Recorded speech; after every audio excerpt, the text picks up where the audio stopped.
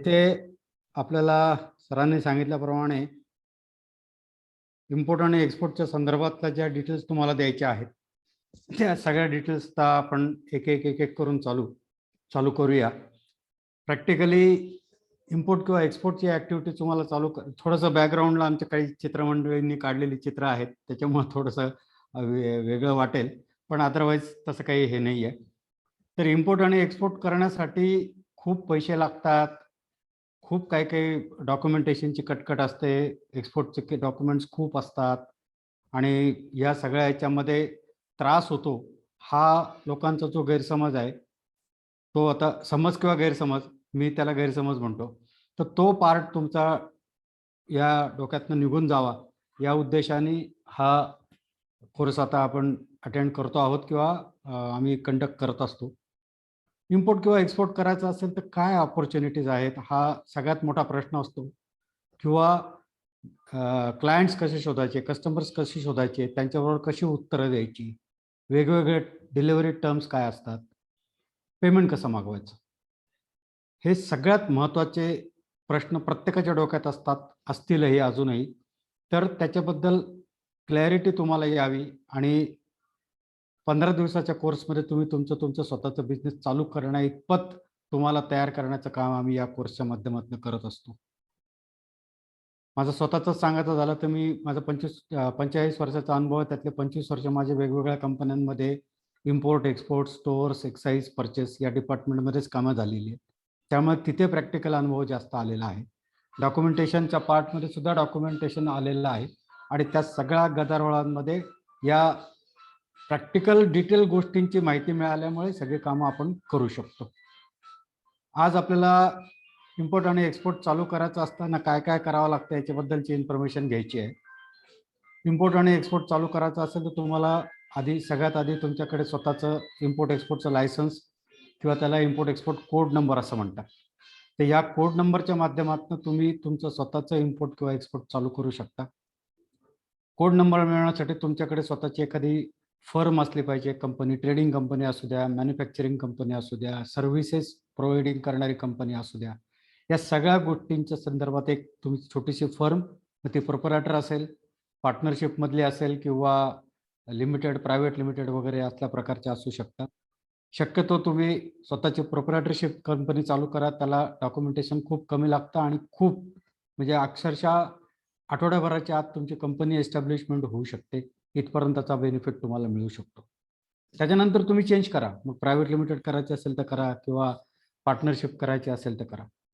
प्रोप्रायटरशिप करायच्या पाठीमागचा माझा तुम्हाला सांगायचा उद्देश एवढाच आहे की त्याला खर्च कमी येणार आहे. आणि आत्ता जर बिझनेस ॲज सचच आपल्याला चालू करायचा असेल तर त्या गोष्टी करत आपण प्रत्येक ठिकाणी कुठे कुठे पैसे वाचणार असतील त्या सगळ्या पैशांचा हिशोब ठेवला पाहिजे आणि पैसे वाचवले गेलेच पाहिजे. हा एक पार्ट आहे. तर तुम्हाला इम्पोर्ट एक्सपोर्टचा कोड नंबर हा government of India, ministry of commerce आणि इंडस्ट्रीच्या माध्यमातून director general of foreign trade या इन्स्टिट्यूटकडनं मिळतो. गव्हर्नमेंटची इन्स्टिट्यूट आहे आणि तुम्हाला मिळालेला हा इम्पोर्ट एक्सपोर्टचा कोड नंबर हा लाईफ लॉंग व्हॅलिड असतो. लाईफ लॉंग चालू शकतो, प्रोव्हायडेड तुम्ही त्याला दर वर्षाला रिन्यू करा किंवा त्याचं रिव्हॅलिडेशन करून घ्यायचं असतं. रिव्हॅलिडेशन करून घ्यायची ही जी कंडिशन आहे ती आत्ता फेब्रुवारी 2021 मध्ये चालू केली आहे गव्हर्नमेंटने. त्याच्या आधी एकदा मिळालेला इम्पोर्ट एक्सपोर्टचा कोड नंबर हा लाईफ लॉंग व्हॅलिड होता. कोड नंबर कशा करता काढायचा?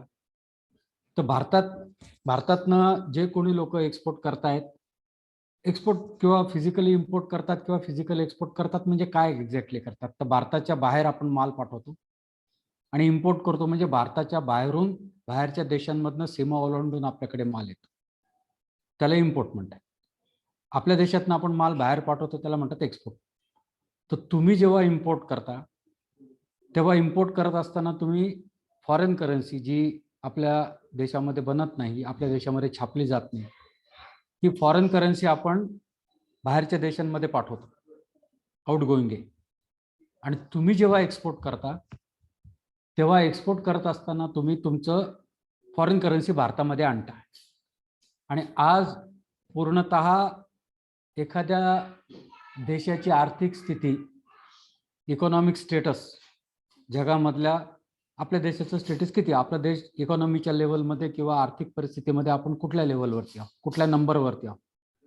तर हा जर का पार्ट ओळखायचा असेल तर त्याच्यासाठी जे एक फुटपट्टी लावलेली आहे सगळ्या जगात, ती म्हणजे ज्या देशाकडे फॉरेन करन्सीचा स्टॉक जास्त किंवा फॉरेन करन्सीची लेवल जास्त, तो देश संपन्न आर्थिकदृष्ट्या. आता फॉरेन करन्सी, आपला देश तर बाहेरच्या देशातली करन्सी छापू शकत नाही. आपण डॉलर छापू शकत नाही, ऑस्ट्रेलियन डॉलर छापू शकत नाही, न्यूझीलंड डॉलर छापू शकत नाही, US डॉलर छापू शकत नाही. मग हे येणार कशी? प्रत्येक देशाचं चलन हे तो देशच छापू शकतो आणि डिस्ट्रीब्यूट करू शकतो. भारतीय रुपया अमेरिकेमध्ये छापला जाईल आणि त्याच्यामार्फत तुम्हाला हे स्टॉक लेवल वाढेल असं असतं. तर ते तसा प्रकार नसतो. प्रत्येक देशाचं चलन प्रत्येक देशच स्वतः त्याचे गव्हर्नमेंट छापत असतं. तर याच्यानुसार जर का तुम्ही विचार केला तर तुम्ही जेव्हा जेव्हा एक्सपोर्ट करता तेव्हा फॉरेन करन्सीमध्ये त्याचं पेमेंट मागवता आणि त्या देशाच्या चलनानुसार आपल्याकडे फॉरेन करन्सी येते. सिमिलरली भारतीय रुपया सुद्धा बाहेरच्या देशांमध्ये आपण इम्पोर्ट करतो तेव्हा जात असतो.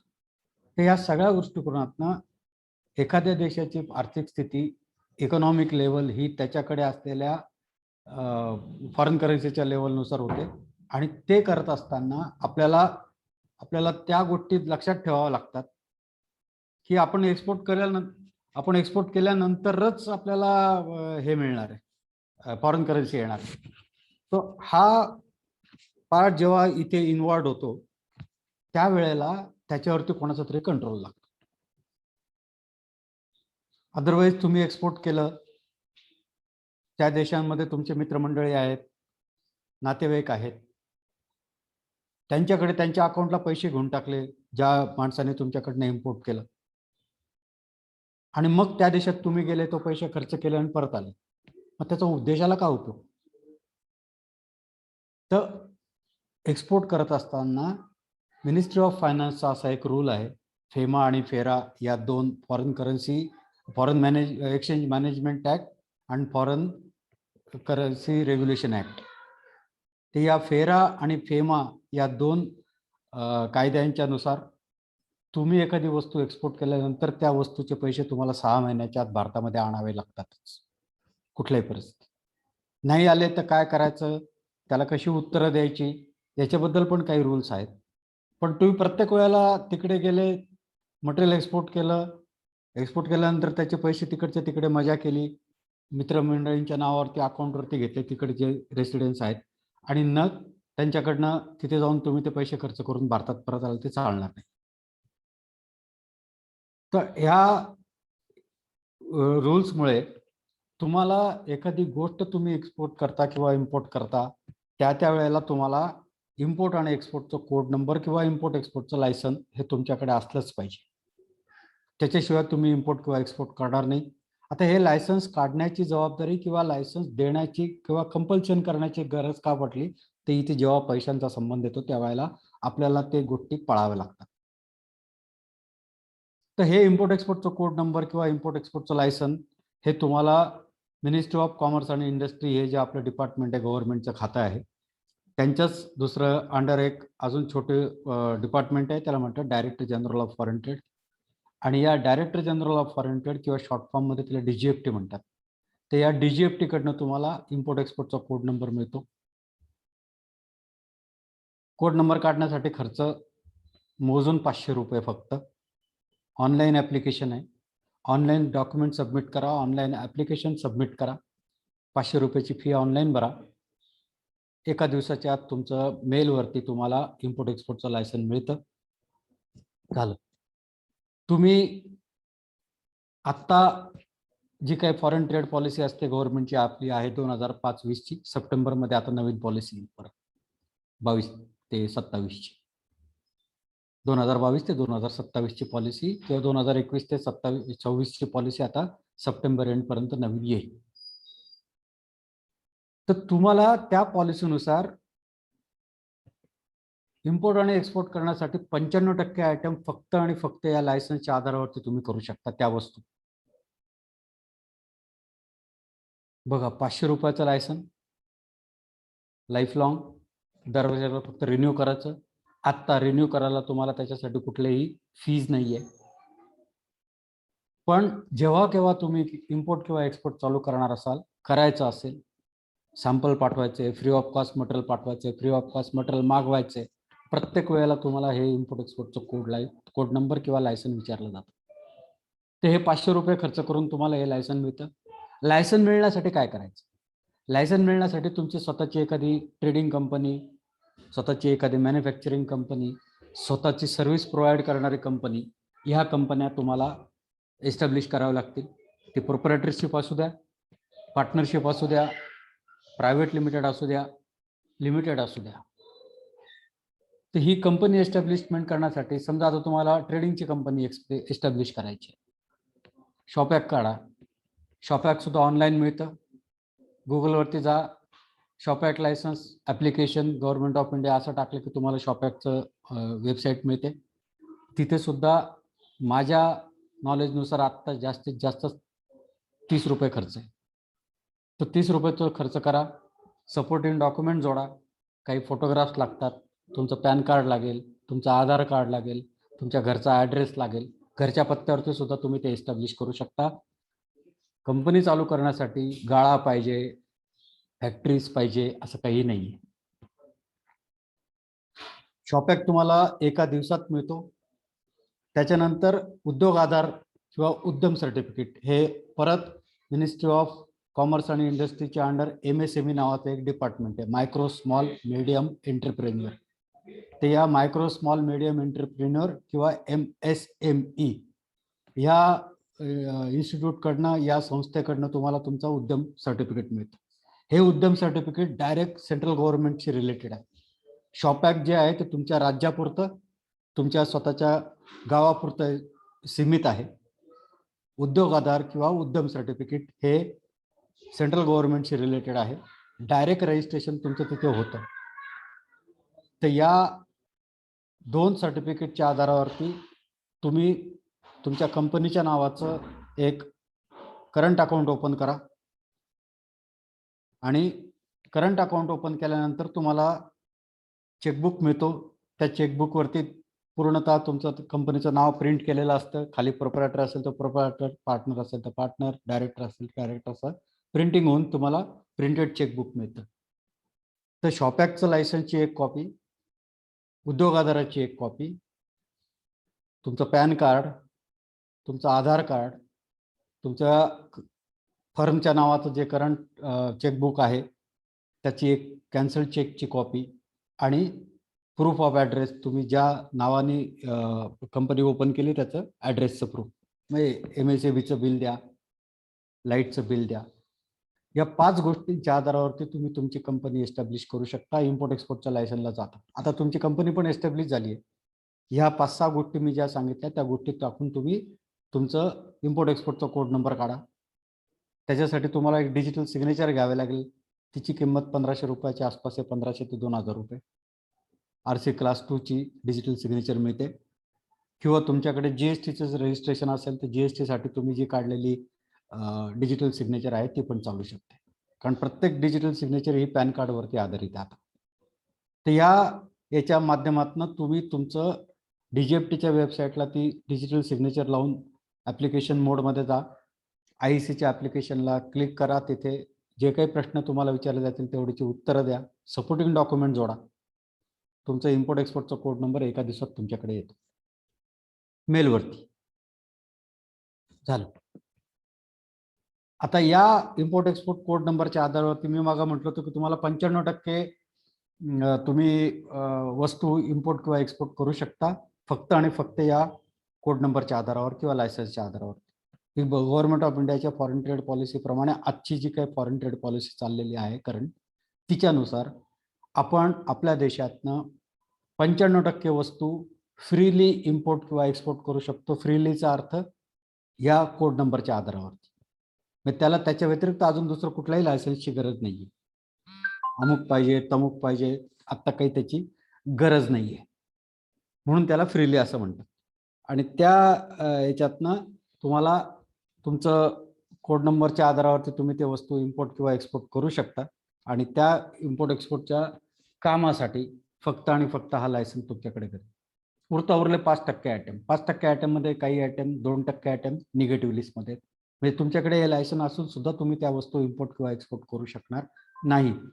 त्याच्यामध्ये उदाहरणार्थ निगेटिव्ह लिस्टमध्ये राष्ट्राच्या संरक्षणाच्या दृष्टीने, आपल्या देशाच्या संरक्षणाच्या दृष्टिकोनातून जे वस्तू आहेत, तुम्ही म्हणाल माझ्याकडे आता इम्पोर्ट एक्सपोर्टचं लायसन आहे, मी AK-47 इम्पोर्ट करतो, मी बॉम्ब गोळे दारुगोळा एक्सपोर्ट करतो किंवा इम्पोर्ट करतो, रणगाडे इम्पोर्ट करतो किंवा एक्सपोर्ट करतो, तर ते चालणार नाही.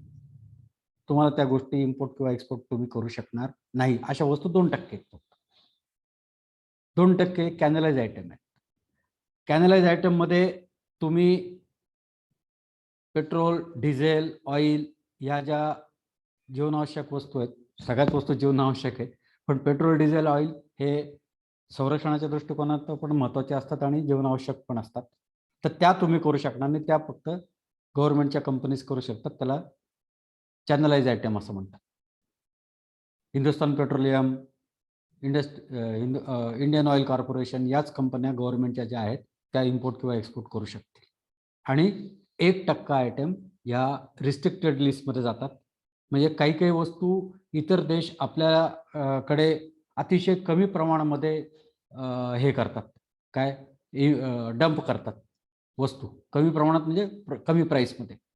तर अशा वस्तू इतर देशातनं खूप कमी किमतीमध्ये आल्यानंतर त्याच्यावरती कस्टमची ड्युटी पेमेंट करून सुद्धा भारतीय उत्पादकाच्या पेक्षा त्या वस्तूची किंमत कमी पडते आणि सगळेच लोक ते वस्तू इम्पोर्ट करतो. उदाहरणार्थ चायनाकडनं आपण फटाके इम्पोर्ट करतो, इलेक्ट्रिकच्या लाईटच्या माळा या गोष्टी आपण इम्पोर्ट करतो. दुकानदार सुद्धा तुम्हाला सांगतो की साहेब धोया की खोया,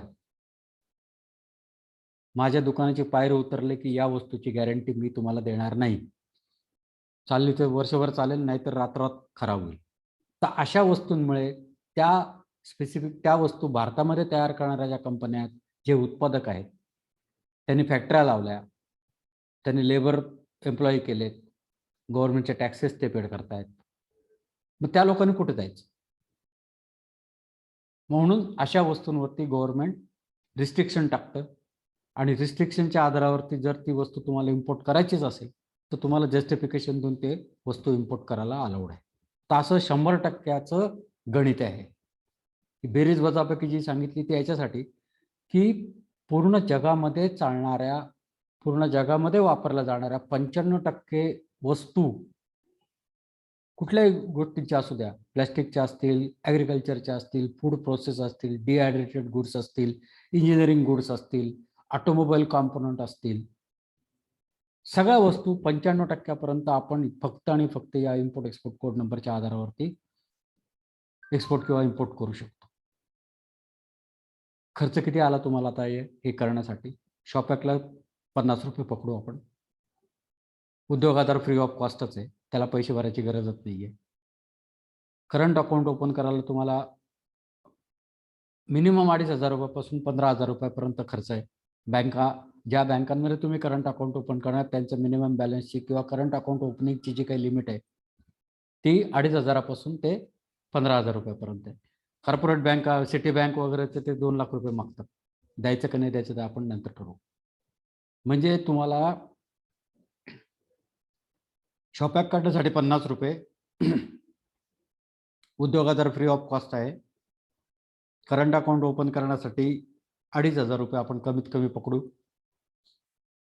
डिजिटल सिग्नेचर इम्पोर्ट एक्सपोर्टचा कोड नंबर काढण्यासाठी लागणारा खर्च ₹2,000, म्हणजे 2.5 आणि 2 4,500 आणि 50 4,050 4,550 आणि ₹500 IECची फी.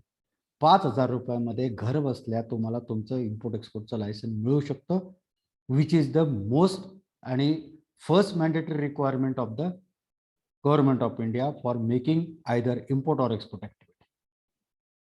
इम्पोर्ट एक्सपोर्टचा कोड नंबर तुम्हाला मर्चंट एक्सपोर्टर म्हणून मिळतो, मॅन्युफॅक्चरर एक्सपोर्टर म्हणून मिळतो, सर्व्हिस प्रोव्हायडर म्हणून मिळतो.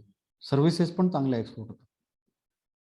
जसं मी तुम्हाला 50%, 95%, 5%, 2%चा हिशोब सांगितला, तसं आपल्या देशाला परकीय चलन मिळवून देणारे लोक कसे ते मिळून देतात, तर त्याचं जे काही पर्सेंटेज कॅल्क्युलेशन्स आहेत ते असे 100% जर का एक्सपोर्टचं टार्गेट आपण ठरवलं किंवा 100%ची अमाऊंट ठरवली तर त्याच्यातलं 30 ते 40% फॉरेन करन्सी ही एक्सपोर्टच्या माध्यमातून आपल्याला जी मिळते ती फक्त आणि फक्त ॲग्रिकल्चरल आणि प्रोसेस फूडच्या एक्सपोर्टच्या माध्यमातून मिळते. बघा, ॲग्रिकल्चर, प्रोसेस फूड, दूध आणि दुधापासून बनलेले पदार्थ, मसाले, या सगळ्या गोष्टींचं एक्सपोर्ट 30 ते 40% आहे आपलं. उरलेलं 30 ते 40% जे आहे ते सर्व्हिस इंडस्ट्री. 170 टाईपच्या सर्व्हिसेस गव्हर्नमेंटने डिक्लेअर केल्यात की ज्या चांगल्या प्रकारे फॉरेन करन्सी गव्हर्नमेंटला मिळवून देते बाय वे ऑफ एक्सपोर्ट.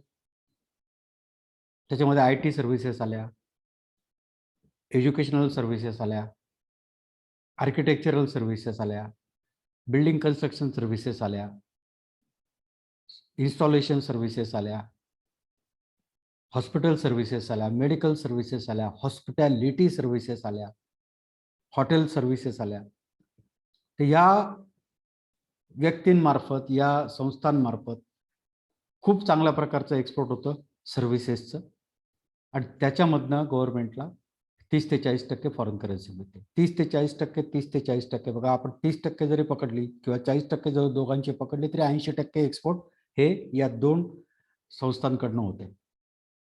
उरलं 20% आयटमचं एक्सपोर्ट आणि त्याच्यापासून मिळणारे पैसे हे इंडस्ट्रियल सेक्टरमधनं येतात.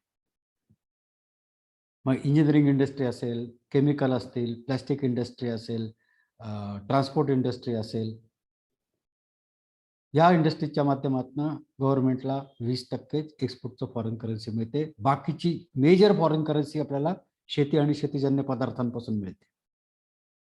किती स्कोप आहे? तर ह्या गोष्टींकडे तुम्ही जर का बघितलं आणि मग सांगितल्याप्रमाणे एक 5,000 रुपयामध्ये तुमचे कंपनी एस्टॅब्लिश होते. 5,000 रुपयामध्ये तुम्हाला इम्पोर्ट एक्सपोर्टचं लायसन मिळतं. लायसन मिळाल्यानंतर तुम्ही वस्तू एक्सपोर्ट करून गव्हर्नमेंटला फॉरेन करन्सी आणून दिली म्हणून वेगवेगळ्या प्रकारचे इन्सेंटिव्ह गव्हर्नमेंट देते, आणि त्या सगळ्या वेगवेगळ्या प्रकारच्या इन्सेंटिव्ह पासून तुम्हाला कमीत कमी 15%, जास्तीत जास्त 20% ॲडिशनल बेनिफिट मिळतो, ॲडिशनल प्रॉफिट मिळतो, इन्सेंटिव्ह मिळतो गव्हर्नमेंटकडून. मग त्याच्यामध्ये MEIS असेल, त्याच्यामध्ये EPCG लायसन्स असेल, त्याच्यामध्ये ॲडव्हान्स लायसन्स नावाचं इन्सेंटिव्ह आहे, मर्चंडाईज एक्सपोर्ट इन्सेंटिव्ह स्कीम वेगळी आहे, सर्व्हिसेस एक्सपोर्ट करणाऱ्या लोकांसाठी सर्व्हिसेस एक्सपोर्ट इन्सेंटिव्ह स्कीम आहे, DBK नावाची स्कीम आहे, TMA नावाची एक स्कीम आहे, रॉडटेप नावाची एक स्कीम आहे, RODTEP. या सगळ्या स्कीमचा बेनिफिट उपयोग करून जर का तुम्ही मटेरियल एक्सपोर्ट केलं तर तुम्हाला कमीत कमी 15%, मॅक्झिमम 20-25% आसपास इन्सेंटिव्ह गव्हर्नमेंटकडनं मिळतो, तुमच्या इनबिल्ट प्रॉफिटपेक्षा वेगळा, ॲडिशनल. तो कसा मिळवायचा? तुमच्या आयटमला किती पर्सेंटेजमध्ये इन्सेंटिव्ह आहे एक्सपोर्टचा? ह्या गोष्टींसाठी तुम्हाला परत DGFTच्या वेबसाईटला जाऊन फॉरेन ट्रेड पॉलिसी बघावी लागते. आंतरराष्ट्रीय व्यवहार तुम्ही आता करणार आहात, त्याच्यासाठी जसं आपल्या देशाच्या दृष्टिकोनातनं हेड ऑफ द अथॉरिटी कोण आहे, तर ministry of commerce and industry, DGFT आणि कस्टम. तसं जगाच्या दृष्टिकोनातनं WTO नावाची एक संस्था आहे, वर्ल्ड ट्रेड ऑर्गनायझेशन. UNO म्हणून जी संस्था आहे, सगळ्या जगातल्या सगळ्या देशांची मिळून एकत्र बनलेली जी संस्था आहे, युनायटेड नेशन्स ऑर्गनायझेशन. या युनायटेड नेशन ऑर्गनायझेशनच्या अंडर WTO नावाची एक संस्था आहे, वर्ल्ड ट्रेड ऑर्गनायझेशन. तुम्हाला सगळ्या लोकांना कोविडमुळे WHO माहिती आहे, आता वर्ल्ड हेल्थ ऑर्गनायझेशन माहिती आहे. तसेच WTO नावाची एक वर्ल्ड ट्रेड ऑर्गनायझेशन नावाची संस्था आहे, तिच्यामार्फत पूर्ण जगाचं इम्पोर्ट एक्सपोर्टच्या ॲक्टिव्हिटी कंट्रोल केल्या जातात. मग त्याचे नियम बनवणं, त्याचं कंट्रोल करणं, असं एखादा देश अचानक एखाद्या वस्तूंवरती बंदी नाही घालू शकत. किती किमतीला गेलं पाहिजे, टॅक्सेस किती लावले पाहिजे, इतर देशांनी, सगळ्या जगातल्या देशांनी मिळून किती पर्सेंटेजमध्ये इन्सेंटिव्ह दिले पाहिजे, जे मी तुम्हाला सांगितले, एक्सपोर्टचे इन्सेंटिव्ह किती दिले पाहिजे. भारत गव्हर्नमेंट असं नाही करू शकत, सरकार आपलं, की एकदम 50% इन्सेंटिव्ह दिला, नाही, अलाउड नाही आहे. तर ह्याचे जे नियम आहेत ते नियम बनवण्यासाठी WTO आहे. Similarly ICC, international chamber of commerce, international cricket control board नाही, ते इंटरनॅशनल चेंबर ऑफ कॉमर्स नावाची दुसरी एक जागतिक संस्था आहे WTOच्या युनोच्या अंडर. ती आंतरराष्ट्रीय व्यापारांच्या संदर्भातले पैशांचे रूल्स रेग्युलेशन्स, पैसे कसे मागवायचे, पैसे पैसे द्यायचे, याच्याबद्दलचे रूल रेग्युलेशन तयार करते आणि विशिष्ट प्रकारच्या डिलिव्हरी टर्म तयार करते. त्याला इंटरनॅशनल कमर्शियल टर्म किंवा डिलिव्हरी टर्म्स असं म्हणतात. ते या डिलिव्हरी टर्म प्रत्येक देशातल्या लोकांना पाळावे लागतात ज्यांना इम्पोर्ट आणि एक्सपोर्ट करायचं आहे. स्वतःचं डिलिव्हरी टर्म तुम्ही टाकू शकत नाही. कुठे एक्सवर्स डिलिव्हरी टर्म असेल, FOB असेल, CIF असेल, DDU असेल, DDP असेल, CAF असेल, CFR असेल, तर या डिलिव्हरी टर्मचा अर्थ काय?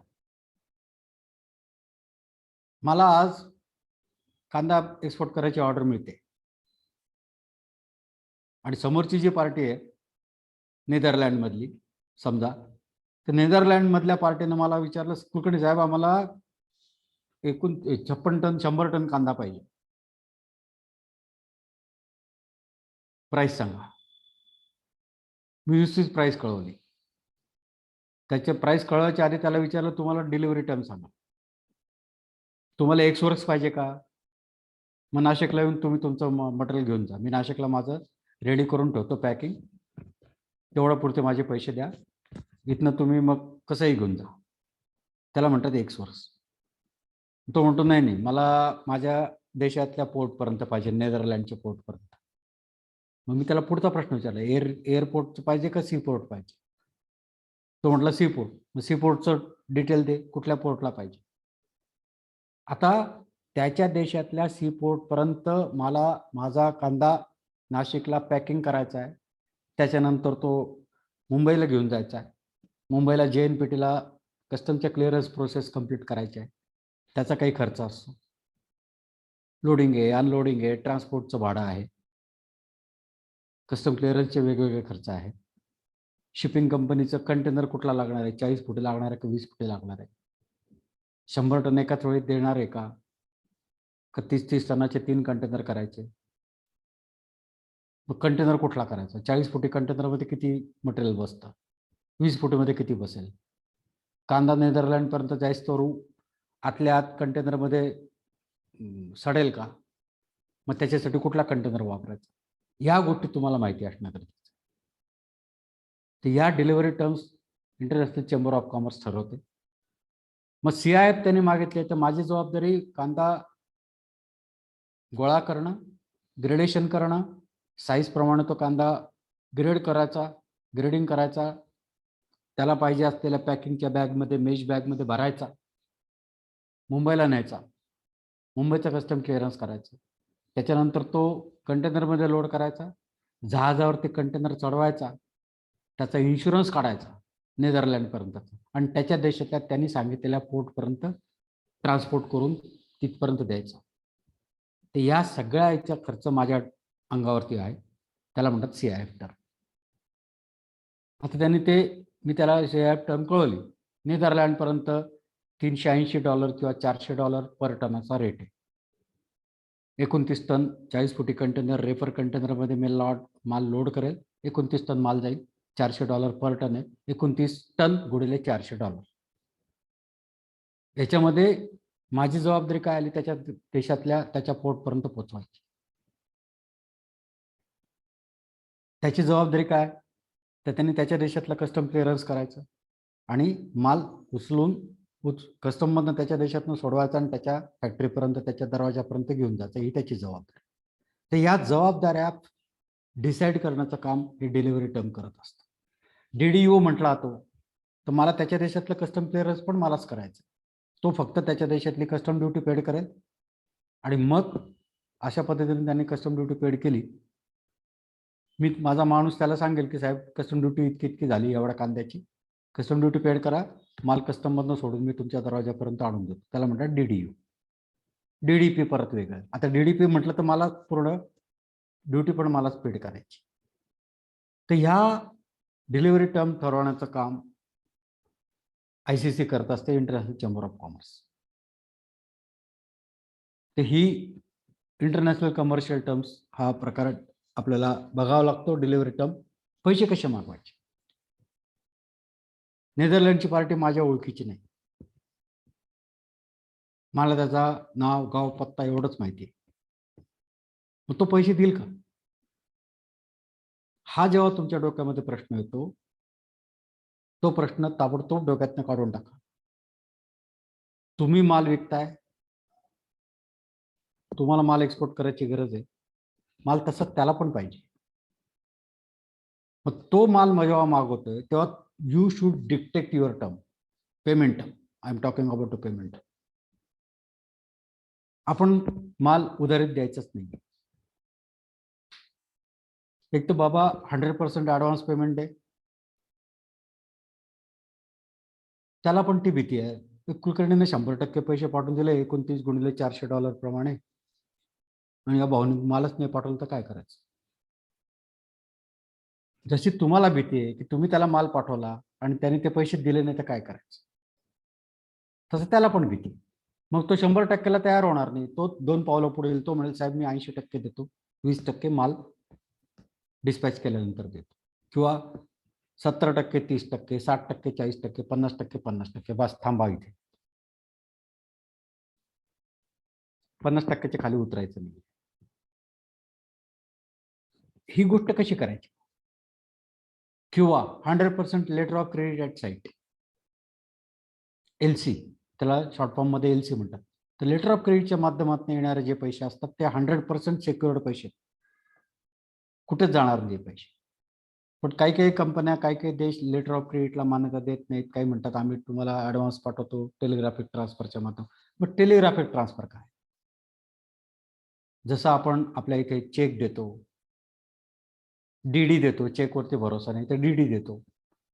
आता DD पण मागे पडला, चेक पण मागे पडला, आता ऑनलाईन पेमेंट चालू झालंय. तुम्ही लोक ते काय फोन पे अमुक तमुक काय काय करता बा, आपल्याला तर काही माहिती नाही. मला माहिती नाही.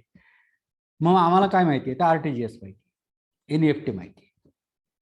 तसंच टेलिग्राफिक ट्रान्सफर हा आंतरराष्ट्रीय व्यवहारांमधला RTGS आणि NEFT करायचा माध्यम आहे. ह्याच्या मार्फत पैसे जातात. मग हे कसे करायचे. कस्टम मध्ये डॉक्युमेंट प्रोसेस होतात म्हणजे काय होतं या, तर त्या पद्धतीनं आपल्याला या सगळ्या गोष्टींचा अभ्यास या 15 दिवसाच्या तुमच्या कोर्समध्ये मिळू शकतो. कंटेनरची साईज काय आहे, एका कंटेनरमध्ये किती टन माल जातो, छोटा माल जातो का, अर्धा किलो माल एक्सपोर्ट होतो का, हो होतो. 20 किलो पर्यंतचा माल हा फॉरेन पोस्ट पार्सलच्या माध्यमातून GPO मध्ये जाऊन तुम्ही मटेरियल एक्सपोर्ट करू शकता. पोस्टातनं तुम्ही माल विमानाने पाठवू शकता, जहाजाने पाठवू शकता, पोस्टाने पाठवू शकता, आणि इतर तुमचं रोडने किंवा रेल्वेने पण पाठवू शकता, जर ते देश रेल्वे आणि रोडने जोडलेले असतील तर हा पण अभ्यास तुम्हाला करायचा आहे. क्लायंट्स कसे शोधायचे तो पण अभ्यास तुम्हाला करायचा आहे. आणि त्या सगळ्या माध्यमातून जर तुम्ही जागरूकपणाने अभ्यासपूर्ण कामं केलीत तर तुम्हाला त्या कामाचा मोबदला अतिशय चांगल्या पद्धतीने मिळतो. कॉन्फिडंट तुम्ही होता आणि काम चालू करून तुमचं एक्सपोर्ट वाढतात. तुम्ही एक्सपोर्ट केलं म्हणजे देशाला पैसे मिळणार आहेत, ती एक प्रकारची देश सेवा आहे. तर या सगळ्या गोष्टींचा अभ्यास आपल्याला या 15 दिवसाच्या कोर्समध्ये आपण करू शकतो. पुढचे कोर्सच्या डिटेल्स हे सांगतील. आता क्वेश्चन आन्सर्स असेल तर आता आपण क्वेश्चन आन्सर्स घेऊया. अपॉर्च्युनिटी खूप आहेत एवढं लक्षात ठेवा. येस, धन्यवाद Kulkarni sir for wonderful guidance. आणि बरेचसे क्वेश्चन्स आहे ऑडियन्स मधून, त्यांना क्वेश्चन्स आहे प्लीज तुम्ही चॅट बॉक्स वरती टाकत राहा, आम्ही तुमचे सगळे क्वेश्चन्स कव्हर करूयात. त्याच्याआधी आपल्यासोबत आपले 5 पार्टिसिपंट जॉईन झाले ज्यांनी रिसेंटली आपला कोर्स कम्प्लीट केला होता एक्सपोर्ट इम्पोर्टचा. आणि सो मी आता त्यांना रिक्वेस्ट करेल की त्यांनी पण आपल्याबद्दल शेअर करावं, आपला फीडबॅक शेअर करावा, आणि आपण काय करता, आपण काय बिझनेस मधल्या डेव्हलपमेंट असेल तर ते पण या पब्लिकली या प्लॅटफॉर्म वरती तुम्ही शेअर करू शकतात.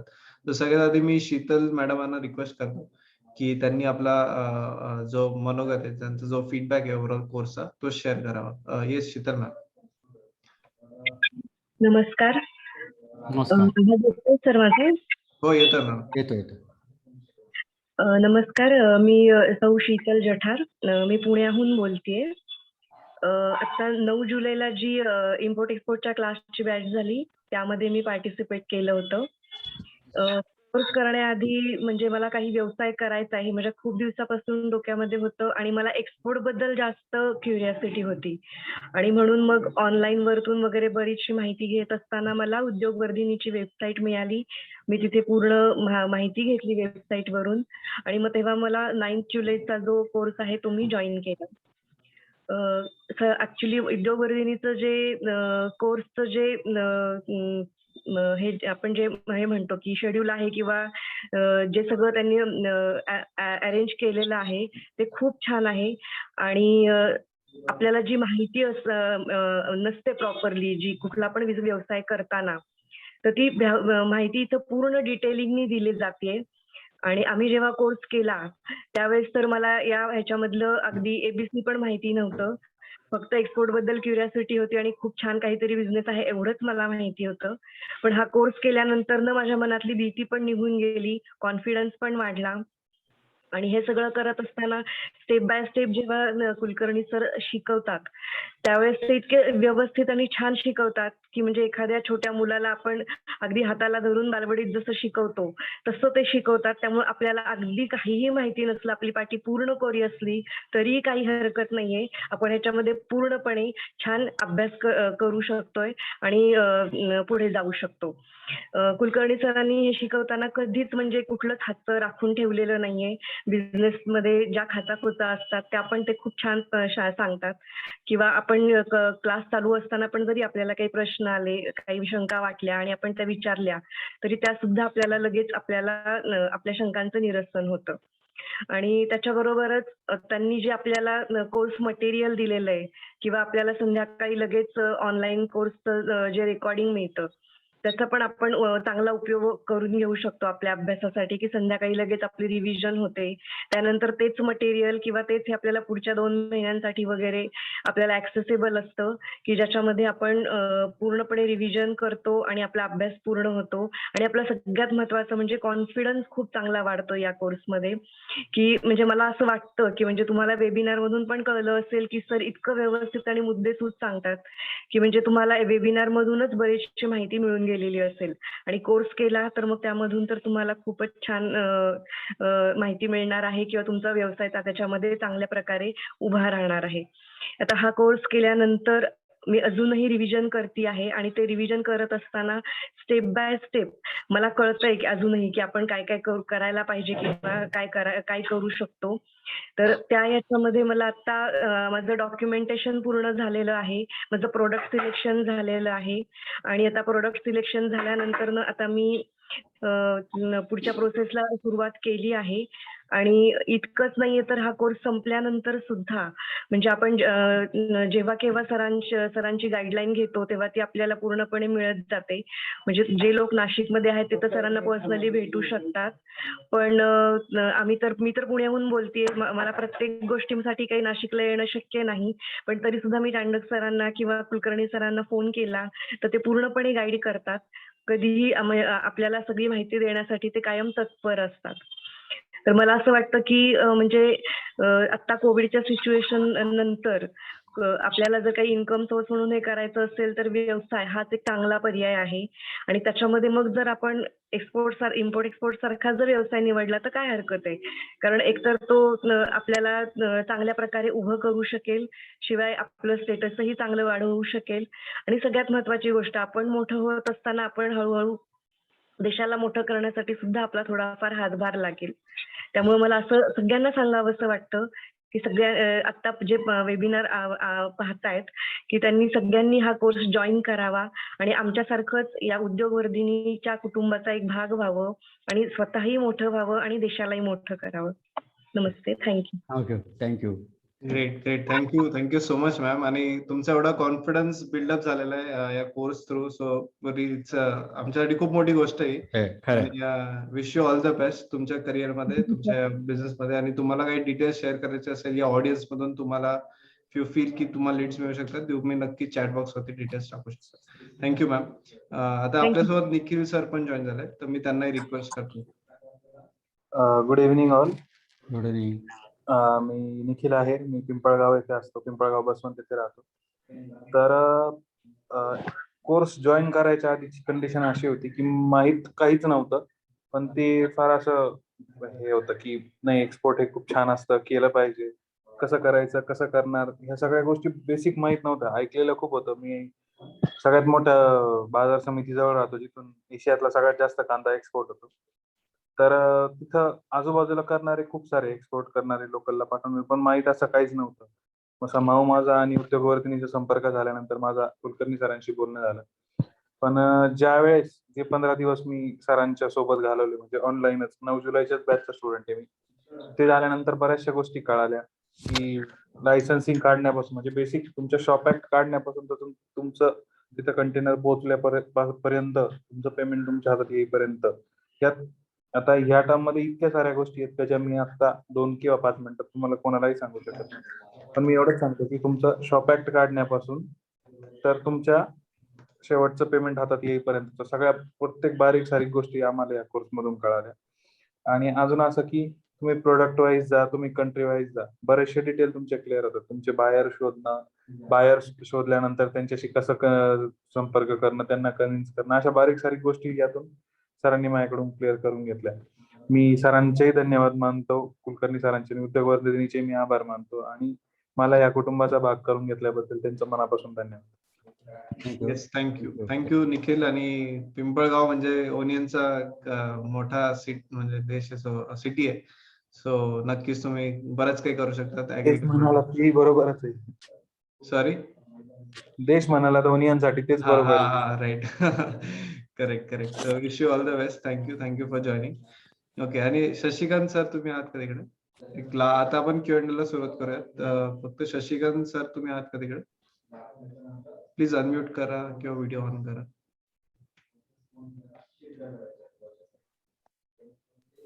हॅलो. हा, शशिकांत बोला, गाडे साहेब. ओके. आय थिंक शशिकांत सरांचा इंटरनेटचा इश्यू आहे. ठीक आहे, मी आता प्रश्नांना सुरुवात करतो. शशिकांत सर, तुम्ही ऑनलाईन असाल तर प्लीज अनम्यूट करून बोलू शकता. त्याच्या आधी आता मी प्रश्नांना सुरुवात करतो. सो पहिला प्रश्न आहे की हाऊ टू गेट इम्पोर्टर्स आणि त्यांना लॉंग टर्म साठी कसं एंगेज करून ठेवायला पाहिजे? ऑन द कॉन्ट्री, मी तर असं म्हणेल की लॉंग टर्म साठी एंटँगल करू नका, किंवा लॉंग टर्म साठी त्यांना बांधून ठेवू शकतो. क्वालिटीच्या माध्यमातून तुम्ही त्यांना लॉंग टर्म बांधू शकता. पैशाच्या माध्यमातून किंवा पैशाच्या दृष्टिकोनातून लॉंग टर्म बांधून ठेवू शकत कठीण आहे थोडंसं, कारण वस्तूंच्या किमती सारख्या बदलत असतात आणि त्याच्यानुसार आपल्याला तो होऊ शकतो. पण क्वालिटी मटेरियल देऊ शकतो, या एका कॉन्फिडन्सच्या माध्यमातून तुम्ही लॉंग टर्म रिलेशन तयार करून लॉंग टर्म किंवा वार्षिक अॅन्युअल कॉन्ट्रॅक्ट ॲज करू शकता. आणि त्याच्यासाठी तुम्हाला तुमच्याकडे असलेलं तुमचं वेबसाईट, तुमचं डिजिटल मार्केटिंगचं स्किल, सगळ्या गोष्टी वापरून त्यांना कॉन्फिडन्स द्यावा लागेल. राईट. पुढचं आहे की पेमेंटची हमी असते का? पेमेंटची हमी, जर तुम्ही पेमेंट हे लेटर ऑफ क्रेडिट या माध्यमातून मागवलं तर ती हमी असते. दुसरी गोष्ट, समोरची पार्टी पैसे देईल का नाही देईल याच्यासाठी तुम्हाला गव्हर्नमेंट ऑफ इंडियाचं ECGC नावाचे एक इन्स्टिट्यूट आहे, एक्सपोर्ट क्रेडिट गॅरंटी कॉर्पोरेशन. तर या ECGCच्या माध्यमातून तुम्हाला त्या पार्टीबद्दलचं सगळं फायनान्शियल रेकॉर्ड मिळू शकतं. थोडक्यात त्याचं सिबिल तुम्ही चेक करू शकता आणि त्याच्याबरोबर व्यवहार करू शकता. पण तेवढं करून सुद्धा तुम्ही लेटर ऑफ क्रेडिटच्या माध्यमातून पैसे मागवले ते 100% सेक्युअर्ड पेमेंट आहे. बरोबर. ओके. पुढचा प्रश्न आहे की करंट अकाउंट हा कुठल्या बँकेमध्ये काढावा? करंट अकाउंट तुम्ही कुठल्याही सगळ्या नॅशनलाइज बँका किंवा कॉर्पोरेट बँका किंवा ज्या बँकांकडे याचं एडी कोड सर्टिफिकेट आहे किंवा फॉरेन एक्सचेंज मध्ये काम करायची परमिशन रिझर्व्ह बँकेकडनं ज्या बँकांना मिळालेली आहे, त्या कुठल्याही बँकांमध्ये तुम्ही करंट अकाउंट ओपन करू शकता. तर आपल्याकडे नॅशनलाइज बँकांना ऑलरेडी एडी कोड सर्टिफिकेट आहे, कॉर्पोरेट बँकांकडे पण आहे, आणि काही कोऑपरेटिव्ह बँकांमध्ये पण एडी कोड फॅसिलिटी अवेलेबल असते. ओके. पुढचा प्रश्न आहे की व्हॉट आर द इफेक्टिव्ह, म्हणजे चांगले वेज काय इंटरनॅशनल बायर फाइंड आउट करायला? आणि आपण कसं हेल्प करू शकतो या कोर्स मधून? इंटरनॅशनल बायर फाइंड करण्यासाठी तुम्हाला वेगवेगळ्या प्रकारांनी गव्हर्नमेंट पण मदत करते. एक्सपोर्ट प्रमोशन कौन्सिल स्थापन करून ठेवलेले त्या एक्सपोर्ट प्रमोशन कौन्सिलचं तुम्हाला मेंबरशिप घ्यावी लागते आणि ती मेंबरशिप घेतल्यानंतर तुम्हाला त्यांच्याकडे आलेल्या एक्सपोर्टच्या एन्क्वायरीज तुम्ही बघू शकता. दुसरी गोष्ट, तुम्ही प्रायव्हेट वेबसाईट पण आहेत, त्या प्रायव्हेट वेबसाईटचे मेंबर्स व्हा आणि त्यांच्यामार्फत तुम्ही या गोष्टी घेऊ शकतात. म्हणजे तुम्हाला एक्सपोर्टच्या एन्क्वायरीज त्यांच्याकडनं मिळू शकतात. अदरवाईज डिजिटल मार्केटिंग किंवा इतर देशांमधल्या ज्या प्रायव्हेट वेबसाईट्स आहेत किंवा मार्केटिंग करून देणाऱ्या कंपन्या आहेत त्यांचं मेंबरशिप.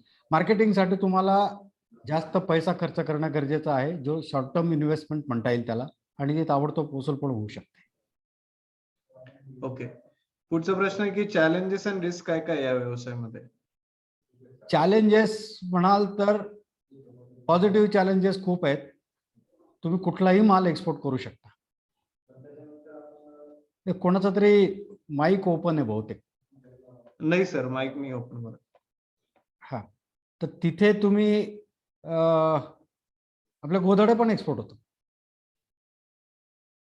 पुरणपोळा दररोजच्या एक्सपोर्ट होत आहे.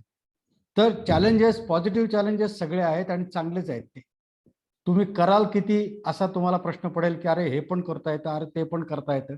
ते challenges, there is no challenges. Risk, तुम्ही रिस्क फॅक्टर पैशाच्या दृष्टिकोनात रिस्क कव्हर करून ठेवलेली असेल तर तुम्हाला तिथेही काही प्रॉब्लेम नाही. उरले क्वालिटीची रिस्क, तर क्वालिटी तुम्ही कशी सुधारवू शकता. क्वालिटीचे सर्टिफिकेशन तुम्हाला मिळतात. ओके, पुढचा प्रश्न. पुढचा प्रश्न आहे की एक्झिम डेटा मिळवण्यासाठी काही सॉफ्टवेअर आहे का? एक्झिम डेटा मिळवण्यासाठी सॉफ्टवेअरची म्हणजे प्रायव्हेट वेबसाईट कंपन्या आहेत ज्या तुम्हाला 2,500, 3,000, 4,000 रुपये भरले की एक्झिमचा डाटा मिळू शकतो. इम्पोर्टचा पण मिळतो, एक्सपोर्टचा पण मिळेल तुम्हाला. You have to pay. It's a paid website. Okay. पुढचं आहे की कुठली बुक चांगली आहे एक्झिमचा स्टडी करायला? पुस्तकांवरती भरोसा ठेवू नका. Director general of foreign trade किंवा DGFTची वेबसाईट दररोजच्या दररोज बघत चला. तुम्हाला अपडेटेड इन्फॉर्मेशन मिळते आणि त्याच्यामार्फत तुम्ही कामं करू शकता. पुस्तकं नाही आहेत याची जास्त अवेलेबल. राईट. आणि एखादी हेल्पलाईन आहे का, इंडियन हेल्पलाईन, की ज्याच्यावरती इम्पोर्टर्सचे कॉन्टॅक्ट मिळू शकतील? नाही, इम्पोर्टर्सचे DGFT मार्फत तुम्हाला इम्पोर्ट एक्सपोर्टचा डाटा मिळतो ना सर. DGFT मार्फत पण मिळतो, एक्सपोर्ट प्रमोशन कौन्सिलच्या मार्फत पण मिळू शकतो. त्याला काही प्रॉब्लेम नाही. बरोबर. ओके. अजूनही बरेचसे प्रश्न आहे, मी सगळे क्वेश्चन्स कव्हर करतो. त्याच्या आधी काही क्वेश्चन्स कोर्स बद्दल आहे, तर मी क्विकली कोर्स बद्दल तुम्हाला सगळ्यांना माहिती देतो. हो, सांगा तो सर. आपला हा उद्योगवर्धिनीचा एक्सपोर्ट इम्पोर्टचा जो कोर्स आहे 19 ऑगस्ट पासून चालू होतोय, म्हणजे या गुरुवार पासून, आणि याचं ड्युरेशन आहे 15 दिवस.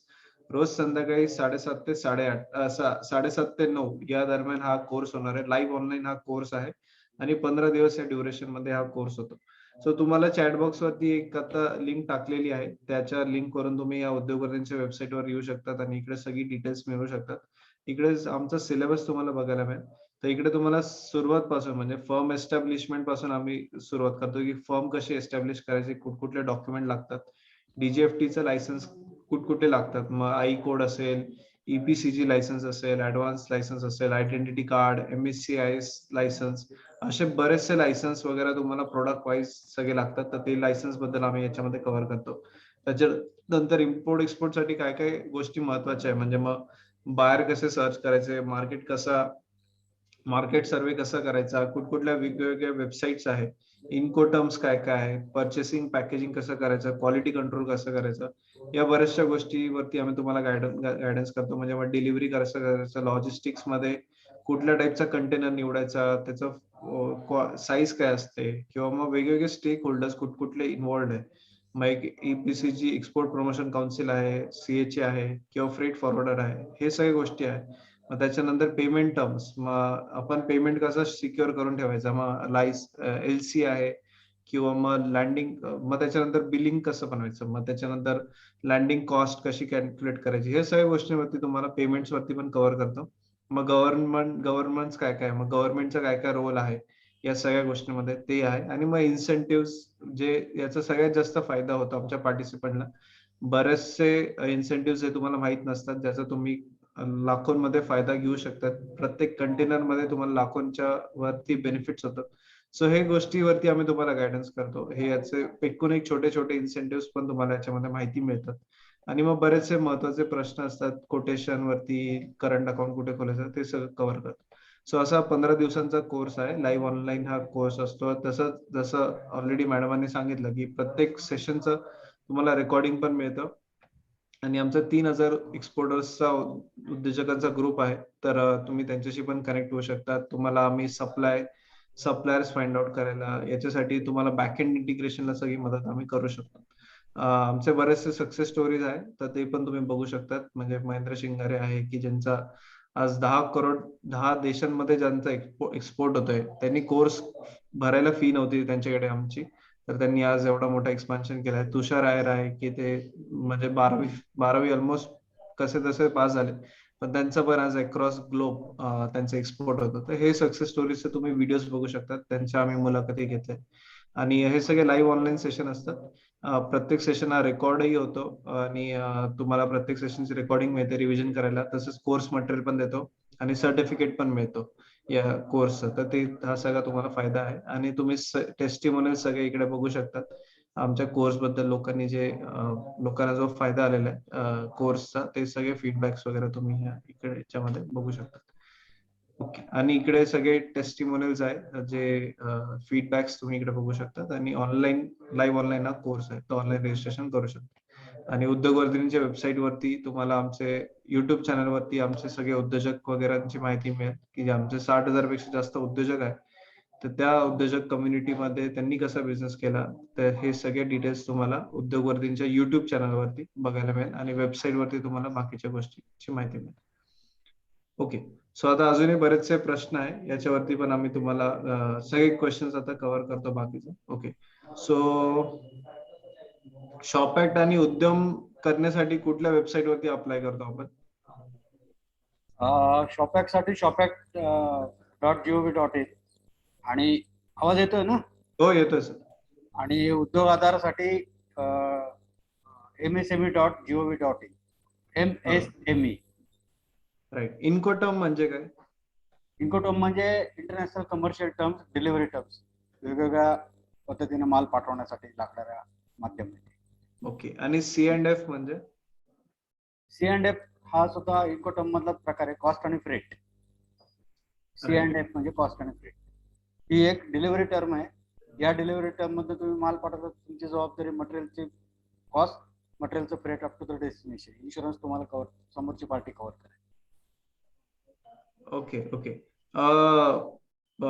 पुढचा प्रश्न आहे की इम्पोर्ट बद्दल पण थोडी माहिती सांगा ना, म्हणजे एक्झॅक्टली इम्पोर्टची प्रोसेस कशी असते? इम्पोर्ट मध्ये तुम्ही जेव्हा माल इम्पोर्ट करता तेव्हा सुद्धा तुम्हाला या डिलिव्हरी टर्मचा उपयोग करून घ्यावा लागतो. माल बाहेरच्या देशातनं भारतामध्ये येतो आणि कस्टम मधनं प्रोसेस करून किंवा कस्टम क्लिअरन्स करून तुम्हाला तो माल सोडवायचा असतो. कस्टम क्लिअरन्स करत असताना बिल ऑफ एंट्री नावाचा एक प्रकार असतो, तो डॉक्युमेंट तयार करावा लागतो. कस्टमची ड्युटी भरावी लागते. त्याच्यामध्ये बेसिक ड्युटी असते, सोशल वेलफेअर सरचार्ज असतं, IGST असतं. या सगळ्या माध्यमातून तुम्हाला कस्टम ड्युटी पेमेंट करून कस्टम क्लिअरन्सच्या प्रोसेसच्या माध्यमातलं या अजून काही फीज पेड करावं लागतात. शिपिंग कंपनीचे असतात, CFSचे चार्जेस असतात, ट्रान्सपोर्ट चार्जेस असतात, क्लिअरिंग एजंटचे ट्रान्सपोर्ट चार्जेस असतात. हे सगळे पैसे पेड केल्यानंतर तुम्हाला माल सोडवतात आणि तो तुमच्या दरवाजापर्यंत. राईट. ओके. पुढचा प्रश्न आहे की किती साधारण इन्व्हेस्टमेंट लागते, म्हणजे बिझनेस सुरुवात करायला किती इन्व्हेस्टमेंट लागते? 50,000 खूप जाईल. ओके, बरोबर. आणि मार्केटिंग मध्ये पण काही इन्व्हेस्टमेंट करायला लागते का? 50,000च्या या अमाऊंट मध्ये मी मार्केटिंगचे 20,000 25,000 रुपये पकडलेले. ओके. आणि बाकी सगळी licence registration cost? Okay. Okay. आणि बरेचसे लोकांचे प्रश्न आहे की बायर कसं शोधायचा, ते ऑलरेडी जे उशिरा जॉईन झाले त्यांना या वेबिनारची रेकॉर्डिंग पुन्हा बघायला मिळेल. या प्रश्नांचं ऑलरेडी उत्तर दिलं गेलेलं आहे. तर we will not repeat the question, same question. So buyer कसं शोधायचं हे तुम्हाला कोर्समध्ये डिटेलमध्ये आम्ही कव्हर करणारच आहे, पण या वेबिनारमध्ये पण आमचं हे बरेचशा प्रश्नांचं उत्तर झालं. पुढचं आहे की याच्यामध्ये आपण लेबलिंग वगैरे करून प्रॉडक्ट एक्सपोर्ट करू शकतो का? हो, करू शकता. रिलेबलिंग, ग्रेडिंग किंवा क्वांटिटी या पद्धतीने तुम्ही माल एक्सपोर्ट करू शकता. राईट. आणि हे सगळे याचं तुम्हाला कोर्समध्ये गायडन्स मिळणार आहे. आणि ओके. आणि साधारण पुढचा प्रश्न आहे की प्रॉफिट मार्जिन कसं असतं, म्हणजे आपल्याला इन्कम कसा मिळतो, एक्सपोर्ट एखादा केलं तर आपला इन्कम कसा होतो, प्रॉफिट मार्जिन काय असतं? मला सांगितल्याप्रमाणे तुमचा इनबिल्ट प्रॉफिट मार्जिन एक 5 ते 10% पर्यंत असायला पाहिजे आणि गव्हर्नमेंट ऑफ इंडियाकडनं इन्सेंटिव्हच्या माध्यमातून तुम्हाला अजून 15% आसपास मिळतं. म्हणजे 25%चा प्रॉफिट तुमचा कुठे गेला ते. बरोबर. ओके.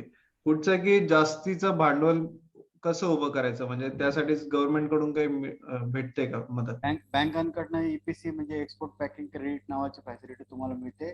तुम्हाला पेमेंट जर का समोरच्या पार्टीनं लेटर ऑफ क्रेडिटच्या माध्यमातून कबूल केलेलं असेल आणि लेटर ऑफ क्रेडिट तुमच्या नावाने ओपन झालेलं असेल तर ते लेटर ऑफ क्रेडिट तुम्ही बँकेमध्ये मॉर्टगेज ठेवून त्याच्या अगेन्स्ट तुम्हाला 50-60% ऍडव्हान्स बरोबर. फॅसिलिटीज खूप आहेत बँकांकडे. राईट. आणि आपण या कोर्स मध्ये म्हणजे प्रोडक्ट सिलेक्शन, पॅकेजिंग कसं करायचं, कंटेनर कुठला निवडायचा, CHA, या सगळ्या गोष्टीमध्ये आपण डिटेल गायडन्स मिळेल याच्यात. बरोबर. ओके. ओके. पुढचा प्रश्न, एक मिनिट.